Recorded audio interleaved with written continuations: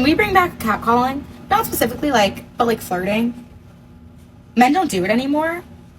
And I noticed this because they don't walk up to bars and they don't flirt, like at the gym, anywhere. Men don't walk up to anyone anywhere. But they don't even catcall.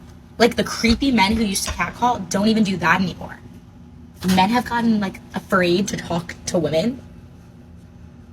Like, I'm not saying I need a man to catcall me, but a confidence boost every once in a while won't do me any harm. Let me get offended by you catcalling me at least.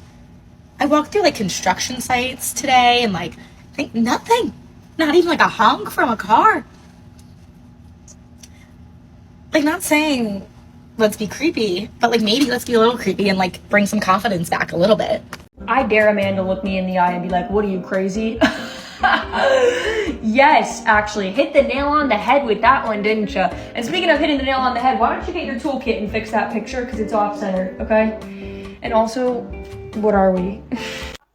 So, I'm not going to go into a lot of this, but basically, I lived for him for a very long time. And sometimes he was not the nicest. Yes, my priorities have changed because my kids show me endless love. If I got that same love back, then I absolutely would prioritize that a little bit more. And I think he is grieving me spending all of my efforts on him. But being very honest with you, I don't think that he's grieving necessarily the time that we spent together so much as everything that I would do for him. Now, I don't have all the energy I used to have to do all of that for him anymore. And I honestly think that's what he grieves. It's not time with me. It's everything I used to do for him. So, yeah. So she did another video where essentially she and her husband were hanging out and she said, man, I love this. And he said, yeah, me too. I just miss having this before we had kids, essentially. And so men chimed in and now she's getting this comment from Gregory McDaniels. I think I reacted to it in another video. This is just a continuation of that. But essentially what he's saying is you answered yourself. Your kids are the most important thing to you. And then she's coming back on the internet defending herself, saying people don't know the half of what's going on in my relationship. You guys are just assuming. No, man, if I'm honest with you, it sounds really close to like you're trying to figure out some answers, like you're exhausted and you're eerily close to divorce. And some of these things that you're assuming about him and you haven't actually had a conversation about it. Maybe you guys have talked about it, but some of these specific things you haven't talked to him about. And, you know, I don't want to say you're going to blindside him, but that's just what it sounds like. I'm all for people shooting their shot. Don't get me wrong. You never know, right? You miss 100% of shots you don't take. But at the same time, please do not slide in my inbox if you look like Quasimodo. I have spoken with over 100 entrepreneurial men regarding what they're looking for in a partner, and these are the most common things. Look at that bump. These are the most common things that I'm told. Most of the guys, the majority of these guys, want a woman who's dynamic. So they want a girl who's able to go to like a business dinner and the man feels really confident bringing her into dinner. She's not gonna be on her phone the whole time. She's not going to be a distraction or complain about how long the dinner is taking, basically like not being a child. And then he also wants to bring her on the boat the next weekend with his friends. And he wants to be able to have like conversations with her about business and not feel like he's talking again to a child or someone who like doesn't care about what he does. Which leads me into, he doesn't want to be wanted for his money. He wants to be wanted for his success, but he doesn't want a girl who's just dating him so that she can use him to get like another Chanel purse. There's a difference. I'm obviously dating my fiance because of his financial success, because it allows me to do what I'm really passionate about without worrying about, if I have a down month or whatever. So there's a difference there. The other thing that they're looking for is a woman who simply conducts herself well. He wants a woman who he is really proud to show off to his friends because, and I will tell you the psychological reason, a lot of these entrepreneurial men are deeply insecure. And so they don't want to be with a woman who they're able to present to people, and it further validates that he is a desirable man. So they're not looking, they'll say that they are, but they're not looking for the most beautiful woman in the world. They are looking for a woman who, when she walks into a room, her presence stops people in their tracks. You do not have to be the most beautiful woman in the room to do this. You simply have to have this deep love for yourself and this deep love and kindness for other people. Full stop. The next thing is a woman who's intelligent. They are sick of having shallow conversations with women who don't know about current events or regurgitate things that they hear from TikTok. They want a woman who is able to really practice critical thinking, thinks for herself, thinks well, and has like this insatiable desire to learn. A lot of these modern women are so enamored with a get rich quick scheme or a get a high value man quick scheme that they ruin every chance that they had to actually secure one. Oh, look at me, I got a Chanel bag. Idiot. Had you used some critical thinking skills, had you been actually a good person, you'd have secured the whole man. You sitting up here, oh, look at me, I got a glass of milk. Idiot. You could have had a whole cow. You could have been pumping milk. You could have had meat, all that other stuff. Had you done what you were supposed to do, but you're so short-sighted that you just only look for one thing. Oh man, if I can just get this out of him, move on to, that's all my game is. You guys at some point in time are going to run out of steam. And that's what people like Kevin Samuels been telling you. Some of you women on here be so mad about gender roles. Like, I don't want to be a 1950s housewife. Sign me the fuck. Because you want to know what I don't want to do? I don't want to get up at 4:30 in the morning and go work a manual labor job in the heat. Right? I don't want to have to cut my grass when it's 80 degrees outside. I don't want to have to lug my big ass heavy trash cans up the big ass hill outside my house to the road on trash day. I don't want to have to fix or know how to fix when it breaks in my house. And I also don't want to put together any piece of furniture that I decide I want to bring into said house. My man does all those things. But because he does those things, do you want to know what he doesn't have to do? He doesn't have to cook himself dinner. I do that. He doesn't have to worry about his laundry being clean. Okay, I do that. He doesn't have to clean a single toilet in this house. He doesn't have to really worry about groceries being in this house. He doesn't even have to sweep, mop, vacuum the floor in this house. I do all of those things because he does the things he does. Because it's 9:03 on a Friday morning and I'm standing here in my PJs home with my kids drinking my coffee and he's at work. So I may be a 1950s housewife, but I'll be a 1950s housewife all day, every day. Be aware of bitches on the internet and complain about men just to turn around and have a boyfriend. Beware of bitches on the internet and fake hating men just for attention, and then turn around and then get in a new relationship and then get married and then have kids. Beware. They're real and they're hiding in the shadows. Actually in plain sight too. My ex one time told me that he was the one for me because no one else would want to put up with my attitude or just like deal with my personality, whatever the fuck that means. But like I was like, okay, guy. Now I'm kind of like scratching my head. I'm like, maybe he has a point, because I caught an attitude with this guy that I'm dating. And we're on the phone, and there was like a moment of silence after I caught an attitude with him, and he was just like unsure, and he was like, "Are you okay?" I don't know. I was just like taken aback a little bit because I'm like, "You're not gonna do what I say?" I'm just kidding. My name is Peyton, and I ask 124 first date questions every single time I go on a date.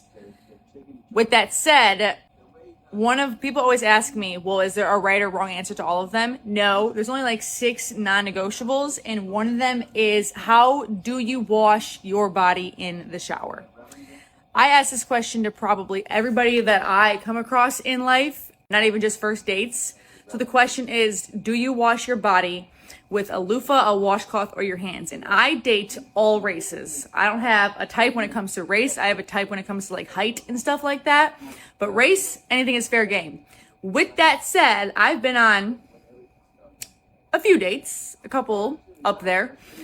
It's always the white guys who say they wash their body with their hands. Even the white women. You cannot tell me that if you wash your body with your hands, and I'm sorry if this hurts someone's feelings, that if you wash your body with your hands, you wash your ass. There's no way you're sticking soap on your fingertips and washing your ass. There's literally no way, and I will die on that hill every single time.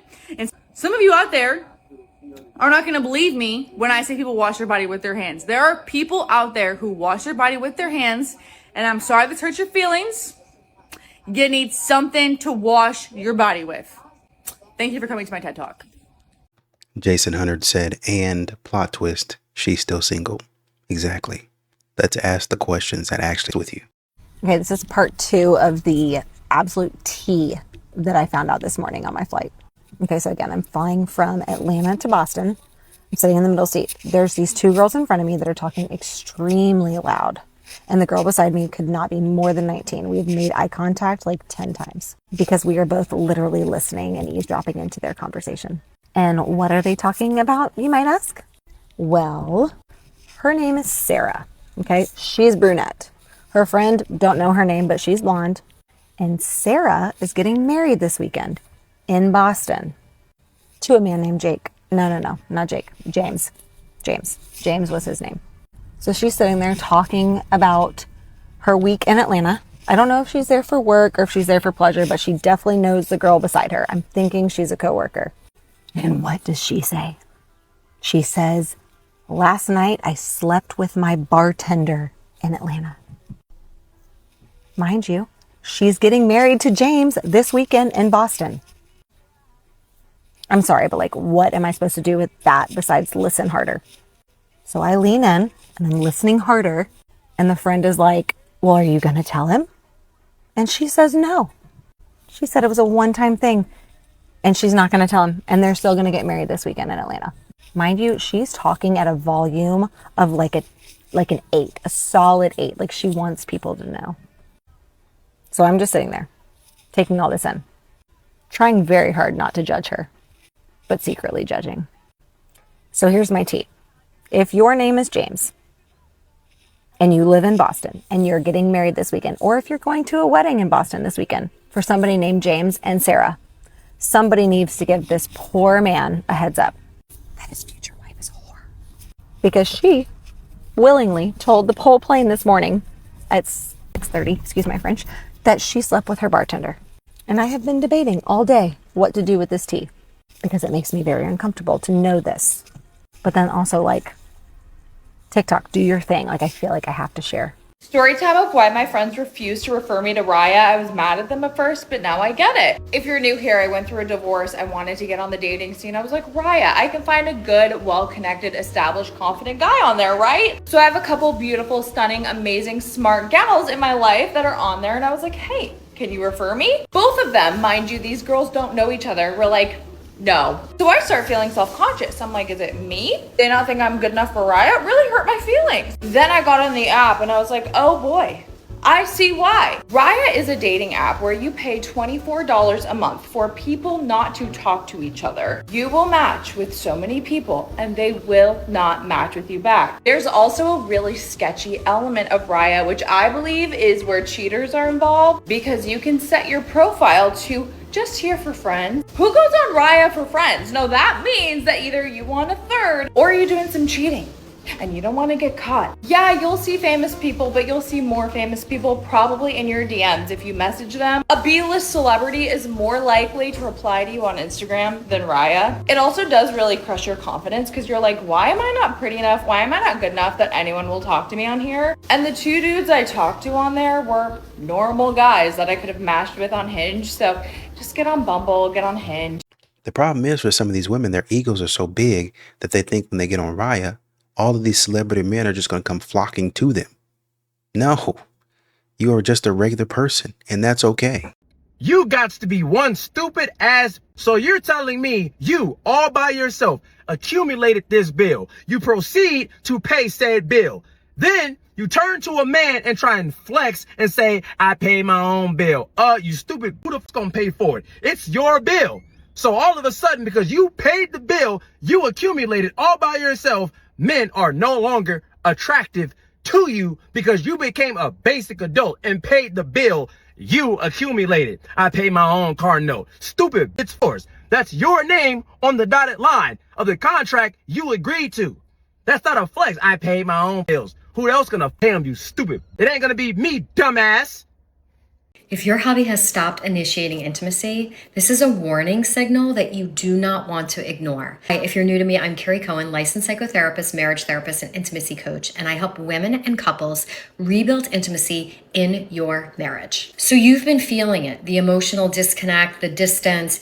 He's been initiating for a long time, but somewhere along the way, he actually stopped. So now you're thinking, okay, what is this all about? Part of you might feel a tiny bit relieved, but I want you to know that this is actually not a good sign. Relieved a bit because you're like, I work all day, I'm in meetings all day, back to back, I come home, all I want to do is grab a glass of wine, go sit in front of Netflix, and just decompress and be left alone. Because at that point, you have zero capacity to attend to the relationship. Look, I get it. I see you. I totally understand. So you're thinking, I'll just set up a date night. You let him know. I'll set up a date night. You give him a few extra kisses and some extra hugs, hoping that he doesn't really notice and that he's like, he's okay for a while with that. Deep down, you know that more date nights, extra hugs and kisses is actually not going to bridge the gap of the disconnect. It's not going to make you feel closer, and you feel it. He feels it. And here's why. It's not because you need to spend more time together. That is not actually the solution. What's happening is your body is rejecting intimacy, closeness, vulnerability. Your nervous system has been stuck in survival mode for so long that love, which is something you once really craved and looked forward to with your partner, now feels overwhelming, exhausting, and sometimes like another thing on your to-do list. You know that if you just keep brushing off his attempts to connect, it's not going to end well. He will stop trying if he hasn't yet. Some men who are still trying will say to their wives, just be happy that I'm initiating, which can sometimes annoy wives, but there is actually a kernel of truth in that because it does mean he's still interested, he's still attracted to you, he still wants to connect with you. The problem is when he stops trying. The other thing that'll happen is he'll actually start feeling like a burden instead of like a partner. And that silent distance between the two of you will grow so big, you just can't ignore it anymore. And that is why healing your nervous system and rewiring your body to feel safe in the presence of love is more important than those weekly meetings that you have with your team at the office. If you know your marriage needs help bringing the connection back, and that is really important to you because you love your hubby and you want to grow old with him, then my upcoming masterclass on intimacy is where you want to be. Inside, I'll be showing you exactly what you need to do to bridge the gap and bring the closeness back together again. Grab the link in my bio for my free intimacy masterclass happening on Monday, March 17th. I hope to meet you there live. But a lot of these modern women don't really care about how their husband feels. They're just looking for him to continue to pay the bills so they can live in comfort. How does it affect you guys that I have 3 baby daddies? Literally. Are you guys paying for my kids' things? Like, no, you're not. So how does it affect your daily life that my kids have separate fathers? I don't understand. I'm getting a bag from all of them. So why are you guys so upset that I have 3 baby daddies? I don't get it. There's women out there that have like 6 baby daddies. You guys are lucky that I stopped at number 3. Seriously. And yes, my standards are way more high now because of how many times I fucked up 3 times, you guys. I cannot pick the right man to save my life. This is why I say that my standards are way more higher than how they were with my first baby daddy when I was 16 years old, with my second baby daddy when I was 20, and with my third baby daddy when I was 24, okay? I had a good amount of year gaps, but they still weren't a good partner. So I'm not gonna settle. I'm not gonna settle for somebody that doesn't love me, that doesn't treat me right. So that's why I have 3 baby daddies. But I feel like this year is gonna be my lucky year. I feel like this year I'm gonna find my person that doesn't have kids. What? You're lucky I stopped on number 3? Are you crazy? You know what's wild? I've realized that men on dating apps, like, they will shoot their shot. They don't care. Listen, I'm not the most attractive thing in the world. I know that, right? But like, you kind of know who's on your level in terms of attraction. Like, I was showing my friend some of the guys that like liked me, and she was like, what, like, do they think that you're gonna say yes? And I was like, I don't know. And like, honestly, I'm not even mad about it, but I know when I scroll through apps, if I see a guy that's like super hot, I'm like, he's hot, but like, he's getting so many girls and he's like, he's not for me. Like, we're not on the same level. He's way too hot for me. I gotta find somebody that, you know, is like kind of like me. I don't think men are like that. They're like, if I see something I like, I'm gonna like it. And you know what? Maybe one day it'll work out for me. Not me though. I stay away from the really hot ones. Those are trouble. I'm so appreciative of the women that get in the comments and are honest about the things that they are doing that is causing the dysfunction in their lives. Because I'm just gonna be honest with y'all, women are not truthful people. It is very hard to come across a truthful woman. They are always trying to spin the truth, manipulate the truth, or give you a piece of the truth, or it's always something. But I'm always appreciative when I come across women who are just honest, because a lot of women aren't honest people. They go through life just lying and performing and peacocking for people and doing all this performing for people because they want to be liked, they want to be accepted, they can't handle rejection. And so anytime I come across a few, and it's very few, women that are like, you know what, girl, that's you right. I do be doing that. It give me a little faith, because those are the women that will go on to grow and evolve in the end, because you can only evolve and grow to the degree of honesty that you're willing to be. That's why so many women are in spinning wheels. It's also one of the reasons why I don't care. And this is what I want y'all to know too. It's one of the reasons why no matter what you see online, no matter how beautiful a woman is, no matter how nice her life appears to be, always love yours and be invested in yours. Because if you really knew the amount of women who suffer in silence because they want to get online and make other women feel a way about them, you just invest in your life, babe. Make sure that your life is really what you want it to be. Evolve and grow in real time so that you can receive the benefit of that, because you don't know what these people is dealing with in real time, babe. You really just don't know. I just want to know how you feel about men. I hate most of them. I just think most of them are not very useful anymore. Like, as women have grown, we take care of ourselves, and unless you're really going to elevate our life, like, what are you here for? How have men let you down? I think that I like to try to put faith in people and just give them the space to surprise me, and I think they usually just fall short in that area. Because you don't want to have to be the teacher all the time. You don't want to have to be the mother. That's what it is. I think at this age, we're getting older. You have lived a full life. You've had plenty of chances to educate yourself, to expand your worldview, to travel, to set yourself up for success. And if all of the women that I know have been able to do this, when society is not set up for our success, why haven't you? Yet another young lady, terrible at communication. Words mean something, but they don't care. They'll continue to insult a man and still expect him to protect and provide. If I see one more couple holding hands, walking and watching the sunset, like, I swear to God, I might just like go like, pow.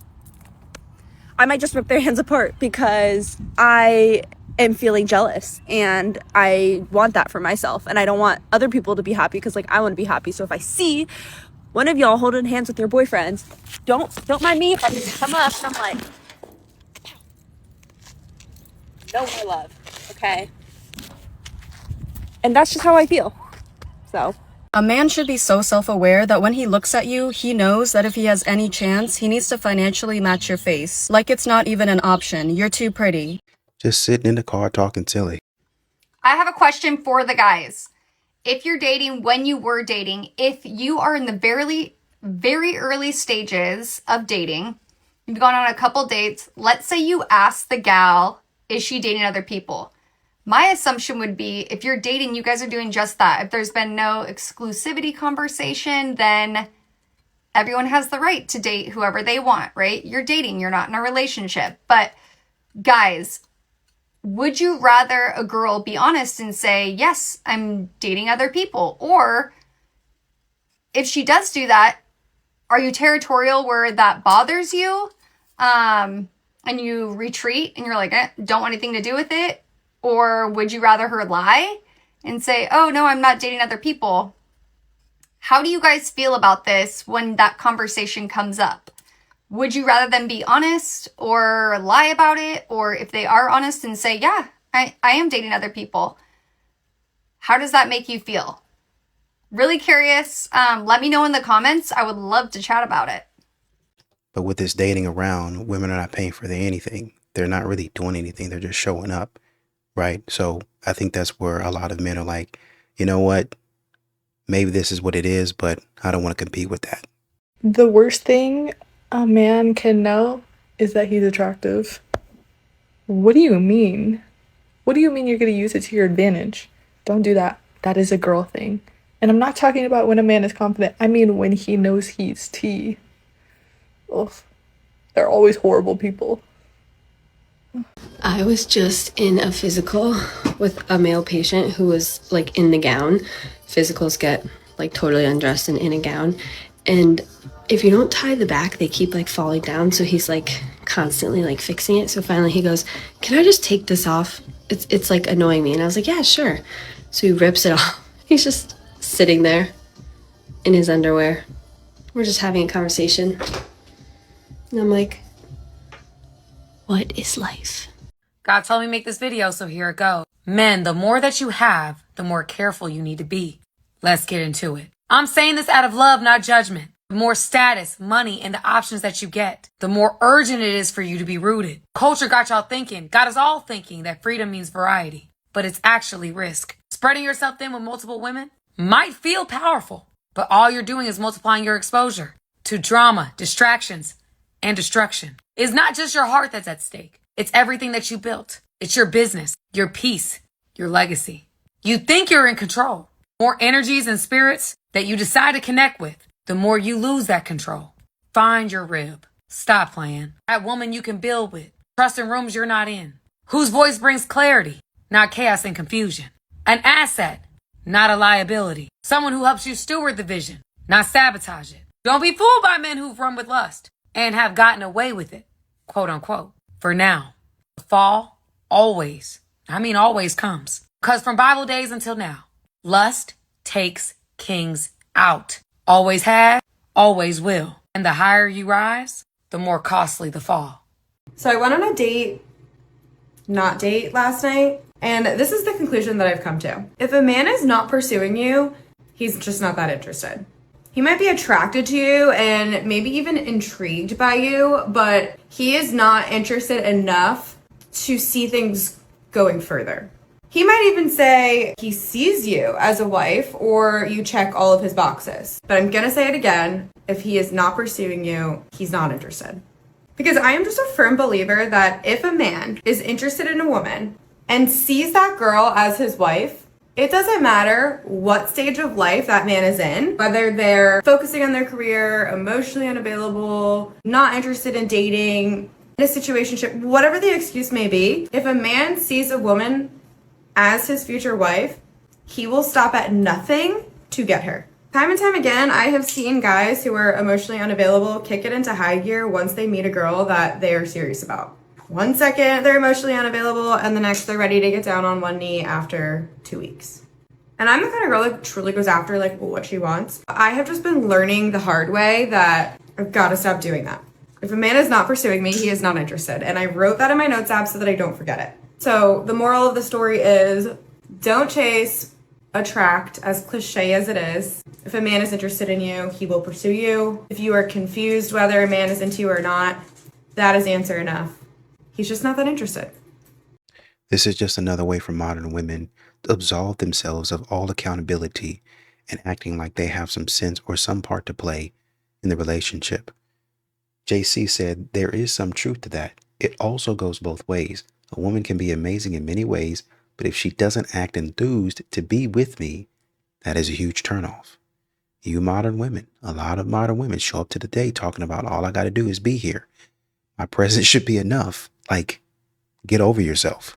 I always laugh a little bit to myself whenever I come on this app and I see women complaining about having to split the check on a date or beg for a call or text back, or a man not pursuing them or doing nice things for them, because I just got a box of cookies from the law firm that will be employing me in a little over a year. You want to know why?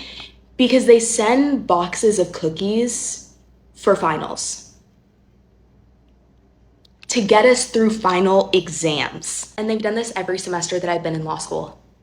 This is now the 6th box of cookies I have gotten from this firm, just because they don't owe me anything. They're the one employing me. They don't owe me anything, but they're sending me cookies.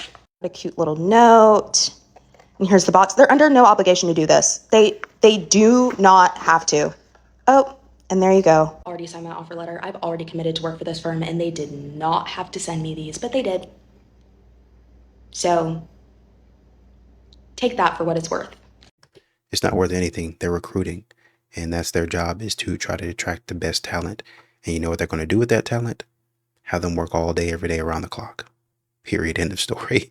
You're not going to want a man to work you around the clock. Modern women complain about that all the time.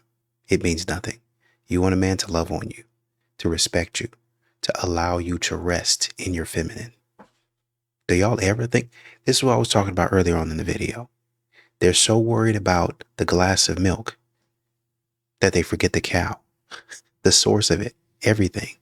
What was the world like? So you walk into, you have these certain things that you say you won't do. And then as time goes on, they start to like manipulate your no list lower and lower. Well, you know, I can't book you things anymore. They'll say those things and beat you down to where you feel like, okay, well, I guess I have to say yes, or else I'm out on my butt. Like I can't work anymore and I've got kids. I don't know what to do. And so I guess, you know, I'll do that one. I'll do that thing that I said I wouldn't do. And that's coercion. The whole industry runs on coercion. Is it a safe environment? It's not safe. You have to get tested and things like that. But there's a lot of sexual that happens. And it's not the men like that people are watching and that are perpetuating the sexualist. People that are perpetuating the sexualist off camera are the producers and the managers. Like will force girls and men into sex off camera that they don't want to participate in. They're forcing people to stay in these situations.